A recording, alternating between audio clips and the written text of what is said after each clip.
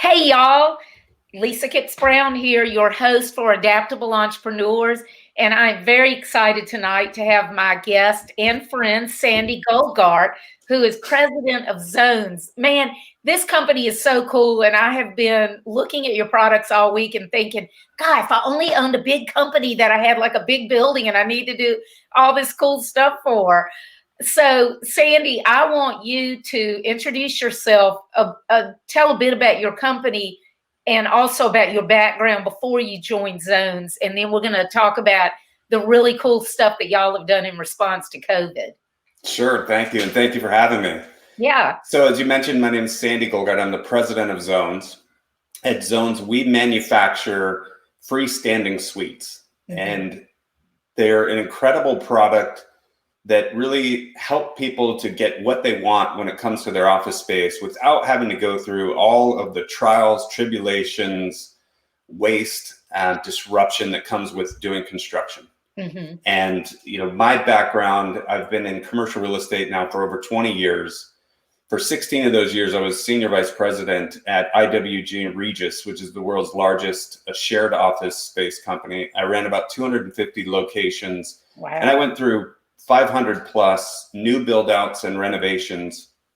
And I learned just how incredibly difficult construction can be. And not only difficult, but it's long, it's messy, and it's filled with code compliance issues and just all the things that would make you not want to do it. Yeah. And one of my biggest frustrations, which is where a lot of entrepreneurs come from, right? They're born out of necessity of just saying, I'm so tired of dealing or running up against these issues. Someone should be able to do this better, and no one does it. And you go, well, why not me? Yeah. And so why did that be me? I was, forever touring our locations. My job, if you boil it down to the core of it, was to maximize revenue per square foot. Okay. So I was always looking for wasted space, inefficient space, and low utilization, meaning what empty space that people weren't using. And most people don't understand with your real estate, the most expensive space isn't the one that you're paying the most for, it's the one that's not getting used. So when you have low utilization or poorly designed space and it's not being used, that's very wasteful.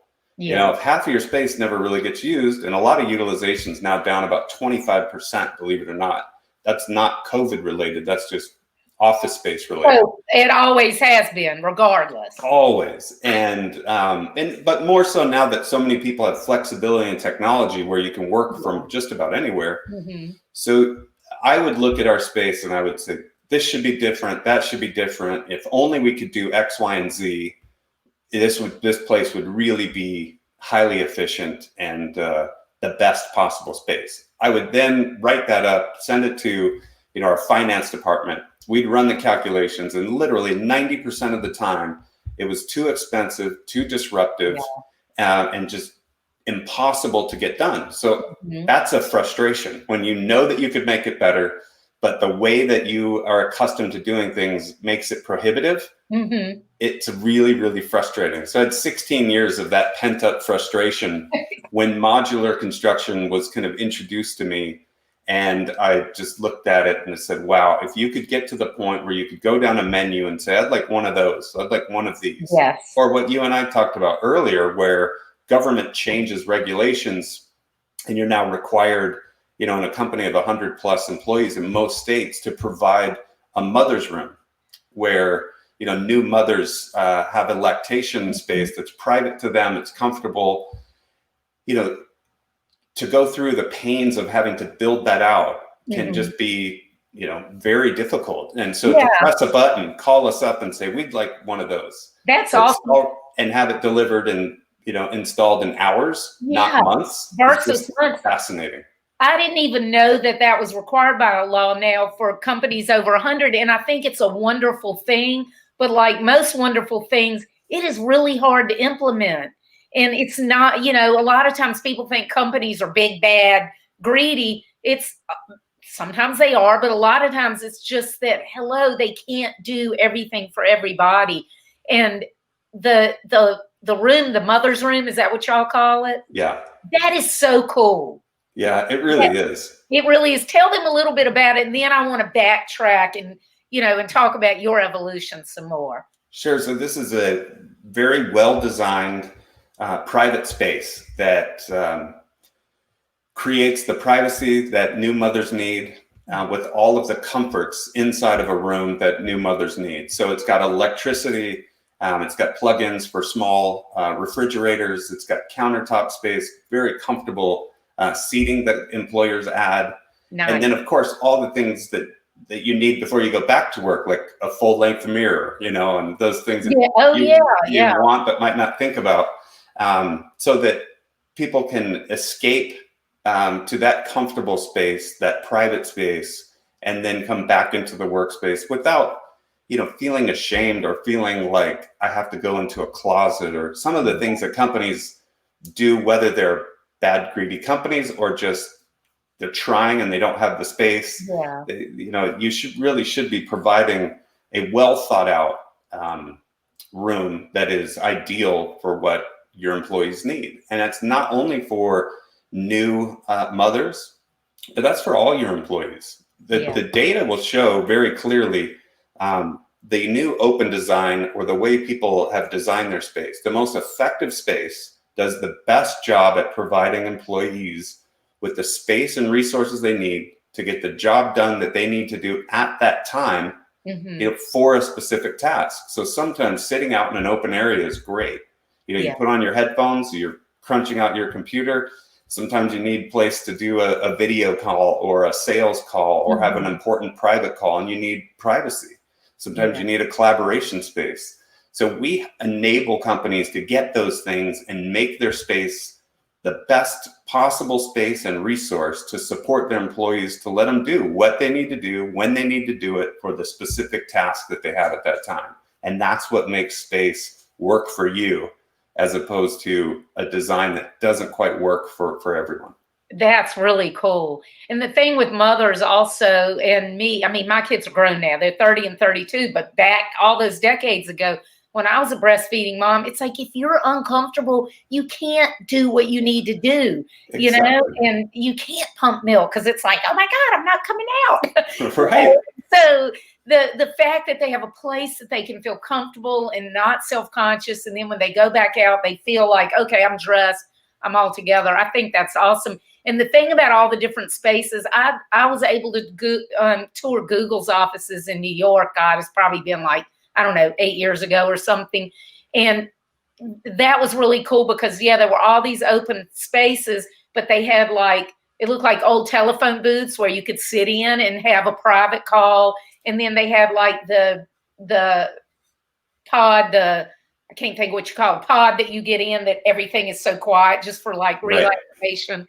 Yeah. So, you can have, as long as you meet everybody's needs, or as many needs as possible in the different ways, it makes it so much better in the long run than having these traditional office spaces that are just either separate rooms or crammed full of cubicles with no real thought behind it.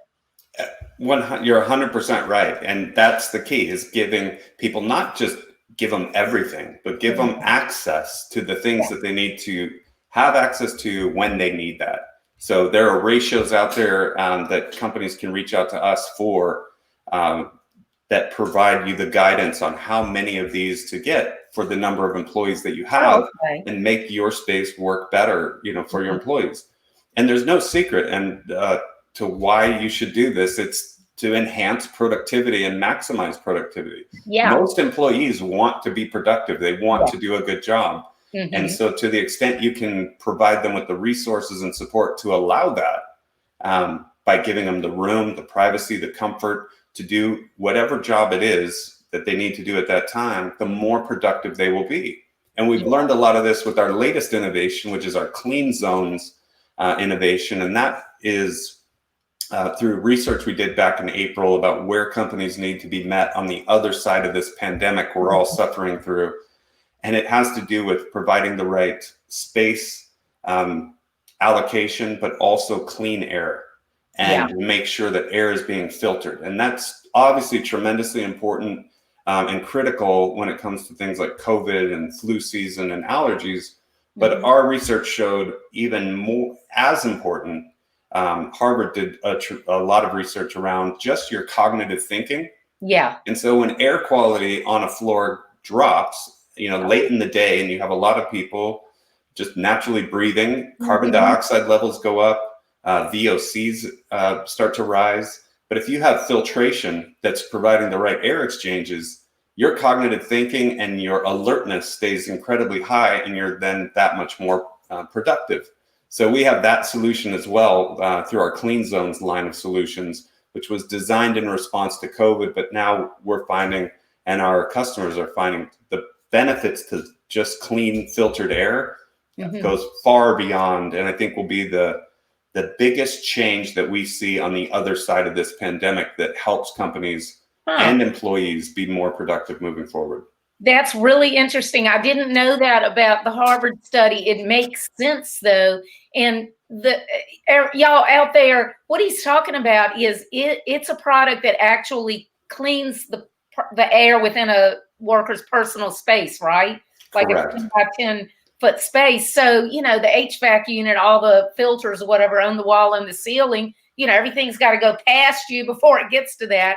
But when you have these clean zones, your product, it's so cool because it cleans it right there. And it cleans it at the source. Yeah. Right where it's exhaled. That's where it's needed. Right. And yes, it still goes into the HVAC system, but it's being cleaned here and then going over. I think that is so cool. And it's very interesting that above and beyond the health reasons that y'all started it, or that you originally conceived of it for, that there is this productivity benefit behind it. Yeah, they showed, they created some mock workspaces, and they just altered, not exotic conditions, just normal working conditions where VOC levels rise a little, humidity rises a little, and as does carbon dioxide. And we've all experienced this. All of the listeners, you've been in a meeting room, it has a few too many people in it. The air quality drops and everyone's eyes get very tired. You just can't wait for the meeting to be over. That's because the air quality's dropped. And so these machines, these air filtration devices actually clean and filter the air and keep air fresh. I was just talking to an investment analyst at D.A. Davidson the other day who works from his home office, who said every day he had to get up and do an hour walk outside just to refresh from his home office. And once he installed our Clean Zones product for his home office, he said, the air in my office is fresh all day long. I'm alert. I no longer, I didn't even realize it, but I'm no longer taking these hour-long walks outside. And now he could do it because he wants to be outside, not because he needs fresh air. And he can enjoy it more because he's not going out when he doesn't have to dread coming back to his office. Right. Well, and I love that the Clean Zones, that the unit itself only weighs like 5 pounds, right? Exactly. Yeah, correct. So, theoretically, like when we were talking the other week, I was like, gosh, if you're an auditor or something like that and you have to go into people's spaces, you could just carry it with you and not have to worry so much about, what their spaces are like. Right. Yeah. And companies who might, there are companies who are budget conscious or strapped, and they might just not be able to outfit the entire office. But if an employee has one, they can bring it with them to a meeting, right? Or they can bring it with them to a lunch area or any of the other common areas and feel safe, but also feel fresh and alert. Well, I love that product came about because y'all, correct me if I'm wrong, y'all basically were like, what can we do? What do our customers need to help them during COVID and afterwards, right? You didn't know you were going to do this, did you? We didn't. What we did know was that the world was going through something drastic, something that will be one of those timeline marks that changes the world in some way. And we knew that customers, businesses, people were going to have different problems they needed to solve for. And we knew that we had engineers who have been doing clean room technology, creating disease-free type rooms for large pharmaceuticals.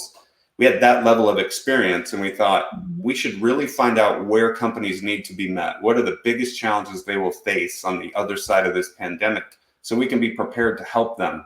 And that led us to doing a bunch of research to really find out what those problems were, go back, talk about it, discuss it, and come up with how could we help them the most. And what our engineers pointed out early on was, knowing that air is the most shared resource on a floor, was that you did have to bring the air filtration down to the desk. Letting it go up into the HVAC system was not going to be a great solution when you have people on the floor. It's great when you don't have people there, but that kind of defeats the purpose. You know, the space is designed for people to be there. So our solution brings it to the desk. They're empty. So right where the air is exhaled, coughed, or sneezed into the environment. So it's cleaning it for you as you exhale, as it does for your neighbor. But then before you're inhaling, it's also cleaning the air. So you get kind of a double effect to the air that you're breathing and sharing in the workplace. Okay. So the lesson for y'all out there in this is, they didn't just say, oh, we think this is cool, we want to make it. They said, we know there's this big disruption going on, but we need to figure out what our customers need the most, or maybe the customers don't even know, but what are their biggest concerns? What are their biggest worries? And then you did that research, and then you took that and backed into, okay, what product are we going to create, and into the details. You didn't just say, oh, we think this is cool, so we're going to make it and put it on the market. We're sure everybody will want it. You created it to meet the need. 100%. Yeah. I mean, everything we've done that's been successful has derived from a problem. You know, something you recognize. And I mentioned it in the very beginning. Modular construction for the office exists because construction is so unbelievably inefficient, especially the smaller the project, the bigger pain it causes. And, you know, again, making it almost impossible, or creating a lot of latent demand where people would do things, but because it's so difficult, they don't. That was how we came up with Zonez.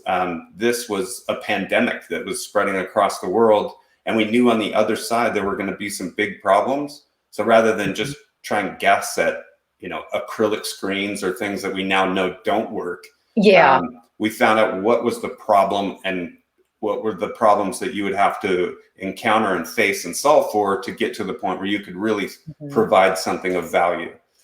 Just today, we were talking earlier about another problem with modular construction, or any construction that has to do with fire suppression.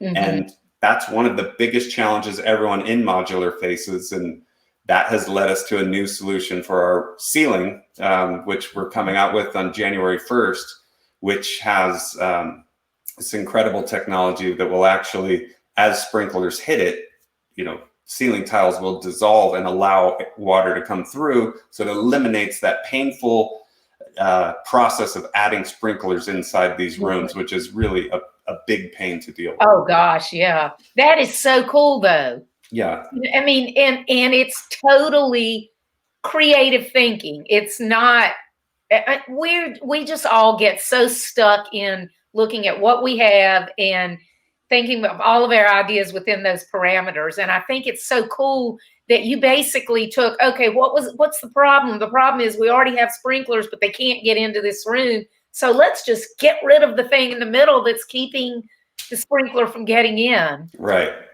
That's really cool. Yeah. Well, I'm sorry, go ahead. I was going to just say, I think this might help a lot of your listeners who might be thinking about that next great idea, or having an itch to solve a problem. But one of the things that we focus on, and a discipline that we have, you know, internally, is ensuring that the products that we come up with, or the solutions, they have a relative advantage in the marketplace. So they have to be great products and great solutions to begin with. Otherwise, you just create a whole tale of trying to solve for not having a great solution. And that's a bad road to go down. If you have a great solution, then you figure out, where is it compatible, right? How is it compatible? What's the complexity of the problem I'm solving, and how easy do I make it to solve? Yeah. And then what's the trialability of that? How can I let people try it and see how easy that is? Okay. And then how do I get it in the right people's hands so that other people can see, wow, my peers are now using it, And that leads to very successful product launches and ultimately a very successful business. So that's a good discipline, I think, as you're thinking through what to create and to bring it to market, to have those things lined up and then have those 5 things be everything you talk about and the only things you talk about. Okay, those are great points. Okay, y'all, I want you to, after this rewind, I want you to take some notes and write those down. And I'm going to, Sandy, because what you just said, you know, you have a basically product construction type business, but those points that you said can apply to any kind of business. And so if you take it down to just an online business, the thing about let them try it, okay, that's like the free sample or the small course or the email intro. And then, you know, having the steps to let them try it. And then, anyway, I think I love your steps, and I'm going to go back and take notes for myself because I'm working on some ideas now. And I think the hardest thing for all of us is to come up with their own ideas. It's so much easier to help other people, or it is for me, than it is for myself. I mean, it's easier for me to help other people than it is for me to help myself because I'm just too close to it. Right. I want to backtrack way back to when you were in real estate, and because what you're doing now is based on the frustration that you felt then. And so what you are doing literally is to solve a problem that you yourself had. Right. In one way or another. And of course, it's evolved because of COVID and everything. But at the core of it, it's a problem and a frustration that you had. And I think a lot of times, small business owners, especially that don't have these huge teams and so forth, when we're frustrated about something, instead of just being frustrated, if we can take the time to document it and everything, and then maybe go back later, you know, we might come up with the next great idea. Right. Well, and I had 16 years of pent up frustration, right? And I tried every avenue to try and solve that. And everywhere I turned, I found other people with similar positions in real estate who said, yep, that's the way that it is. Yeah. You know, you just got to get used to it. And you get so tired of hearing, well, that's just the way it is. Yeah. You know, that you start asking, well, why is that? Well, that's because X, Y, and Z. Well, what if you could solve for X? And then what if you could solve for Y? And what if you could solve for Z? And then before you know it, something's really tugging at you saying, someone either did solve for that and you haven't met them yet, or you need to figure out how to solve that. And then you may be onto something. And as long as you do those things and ensure it has relative advantage, you are on, you know, potentially onto something very big. Yeah. So when you were working there and you were frustrated, did you go straight from there to Zonez? Did you do anything in between? How did you make that transition? My first venture, if you will, was to a company that I was first exposed to, who had the potential to do what we're doing now. Mm-hmm. But one of the challenges that they had was construction is filled with a lot of rules, regulations, codes that you do have to adhere to, and you have to be completely prepared to tackle all of those things, or you won't get accepted. So there are rules and there are things that you need to be prepared for. And unfortunately, but always a great learning, opportunity is what we call it. The technology that we had was, had a lot of things that were wrong with it, and not the full commitment in the business to solve for all of those problems. It was something people loved. It was something I loved. We just had too many things in front of it as obstacles, and not enough resources to plow through them all. So it never quite had the scale that we thought. So I had met another gentleman who was running a business, had been running it for 35 years. He had built in 38 different countries, every county in the US. And there was something about this construction system that allowed him to solve for all these things. And I became very intrigued by that. I thought that immediately gives us the advantage to do what we've wanted to do. So we licensed and used that building technology to create all of our suites. And that gives us a huge leg up in the industry. Yeah, just the fact that he has built in all those different countries and every county. I mean, that is amazing. Yeah, you can imagine the code requirements he's had to, I cannot fulfill. imagine. Because even in localities, even here in Virginia, every county is so different. I cannot imagine worldwide. And Yeah. just that would save so much time and money. The fact that he already had done that and had those systems. Right. Yeah, and it gives you tremendous confidence too, to know that every problem is, solvable. Mm-hmm. It's just you do need the right resources, you do need the right system that enables you to solve for those problems, and that's what we're fortunate to have at Zonez. Mm-hmm. And we license that through Allied Modular, which has been around for over 35 years. I've even heard of them, and I'm not in the industry. So, Yeah. yeah. So I mean, that shows, how I bet everybody listening has heard of them too. Now, didn't you tell me that you met someone, or that y'all are teamed with a company that already had the air filtration technology?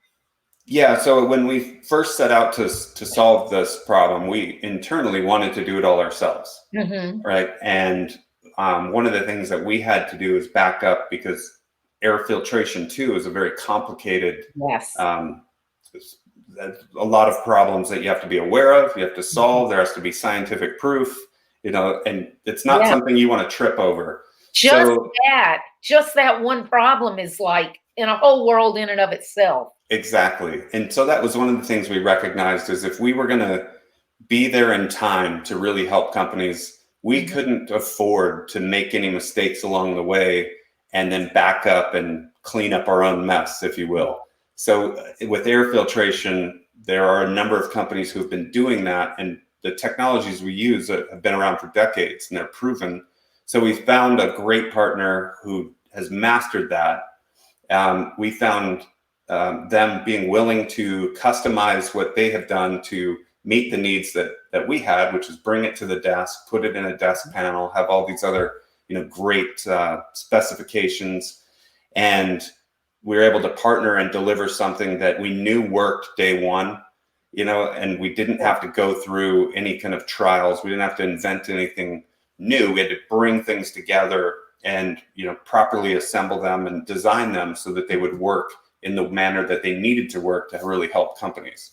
And that partnership has been great. And a lot of times I think that you need to take a step back and realize, whether it's a building system, whether it's air filtration, what things you do really well.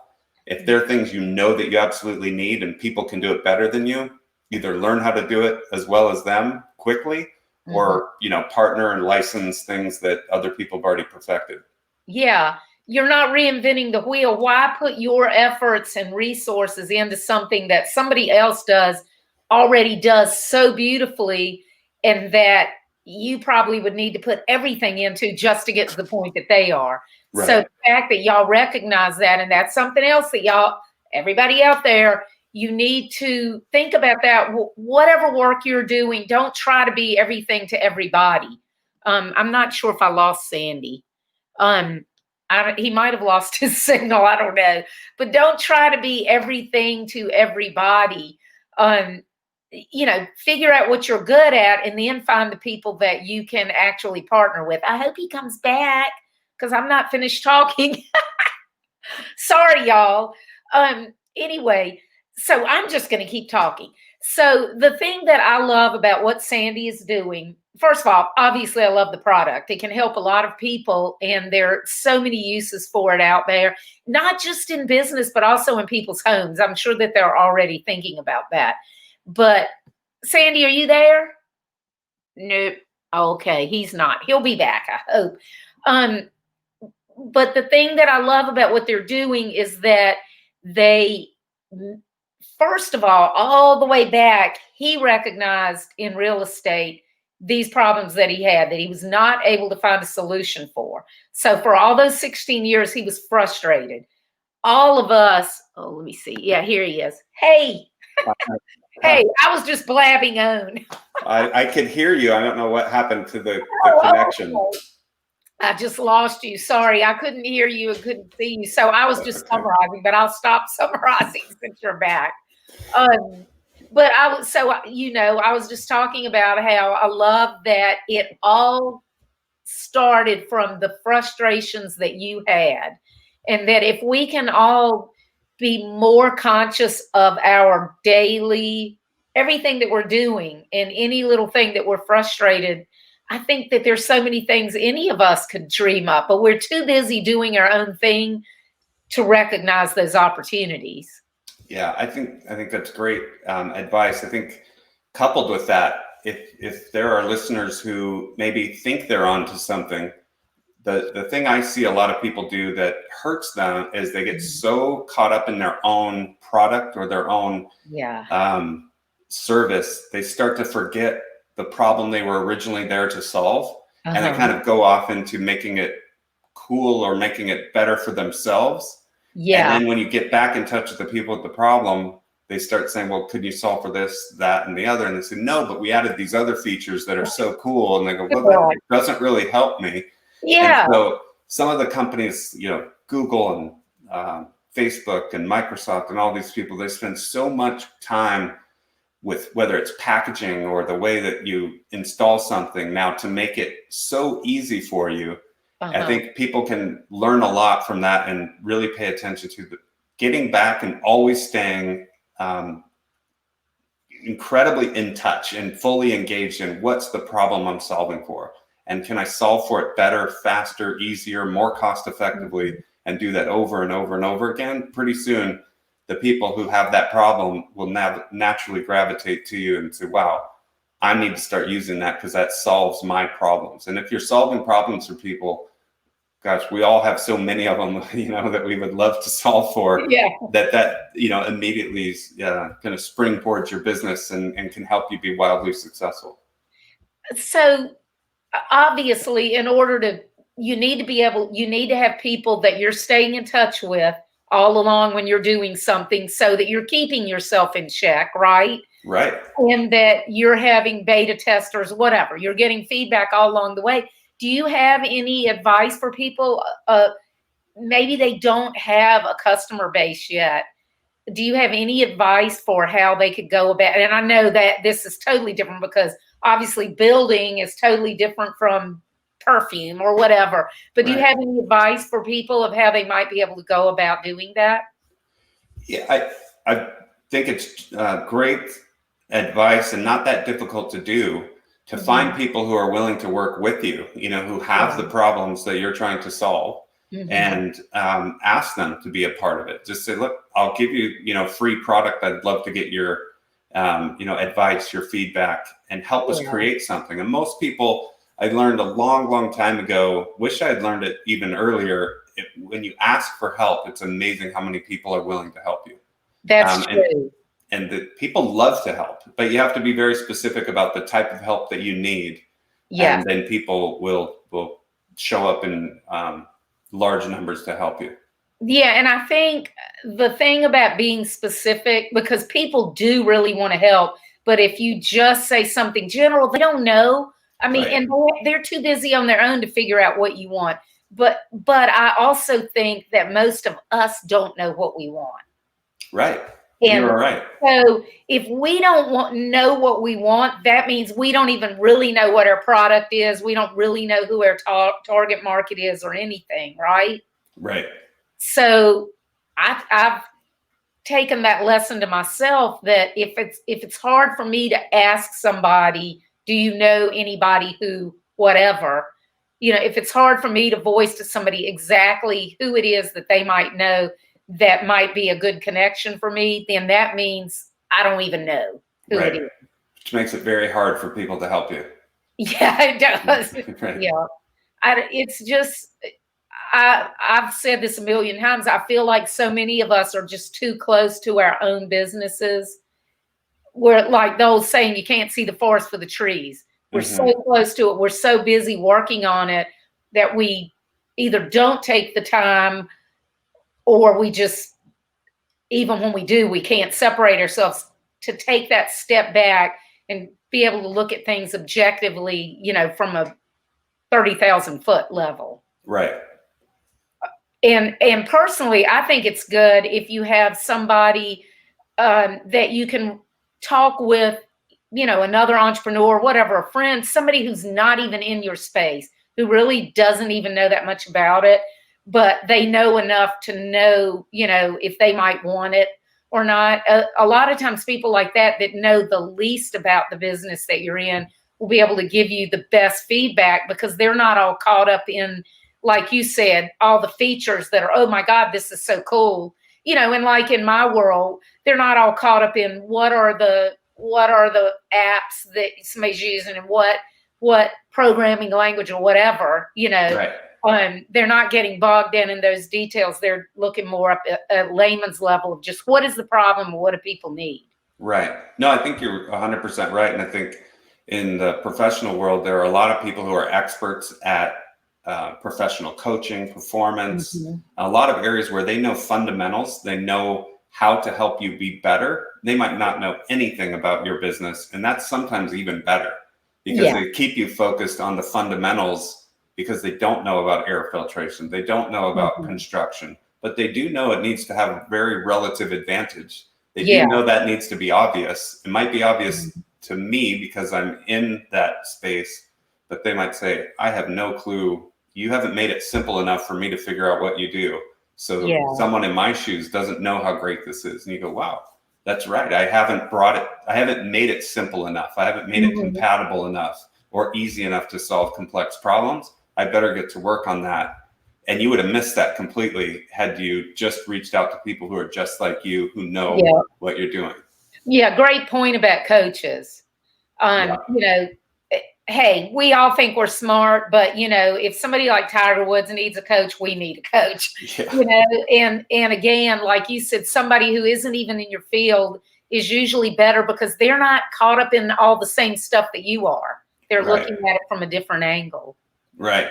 Yeah. And we belong to a Vistage CEO group where we get a lot of our contacts, connections from, but in groups like that, where you have peers around, that can be very uncomfortable because it makes you realize you've missed a couple of steps. Yeah. And they're not bashful about, calling you out or, telling you things you need to hear that maybe some other people wouldn't. And that's also very valuable. You have to make yourself a bit vulnerable.